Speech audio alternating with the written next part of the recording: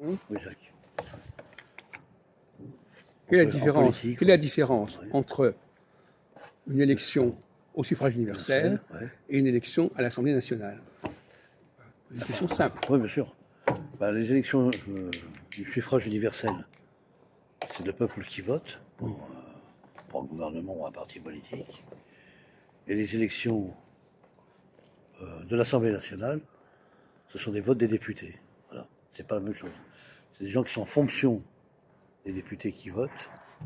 Et le suffrage universel, c'est la société qui vote envers le gouvernement. On va poser le problème autrement. Qu'est-ce qui est le plus prévisible? Oui. Le premier ou le deuxième cas? Le plus prévisible, le plus important, c'est... Non, prévisible, ça veut dire qu'est-ce qu'on peut savoir à l'avance? À l'avance. On en a parlé tout à l'heure. Ouais. Est-ce qu'on sait plus facilement à l'avance comment va voter le peuple ou comment va voter l'Assemblée nationale? C'est pour moi plus l'Assemblée nationale, Jacques. Oui, pourquoi? Parce que c'est plus clair, c'est précis, les votes sont précis sur chaque candidat ou sur chaque parti, quoi. Ça existe aussi pour la présidence. Le suffrage universel aussi, oui. C'est au niveau de...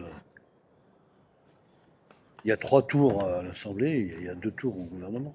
Non, ça n'a rien à voir. D'abord, la 3 tours, ça n'a rien à voir, c'est pour l'élection à l'Assemblée nationale. D'accord. On n'est pas là-dedans. D'accord. Ouais.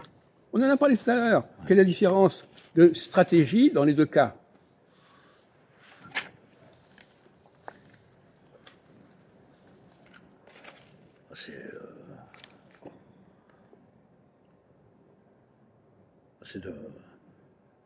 Enfin là, c'est le peuple, et puis là, c'est les députés. Oui, mais quelle est la différence de stratégie? Comment ça se gère différemment?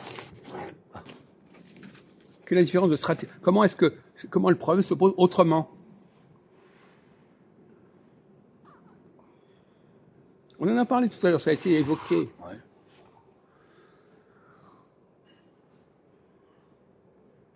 C'est sur le plan politique ou sur le plan... Non, sur le plan organisé. Comment fait-on pour déterminer qui va voter, comment ça va se passer, etc. Les dépouillements sont faits par... Non.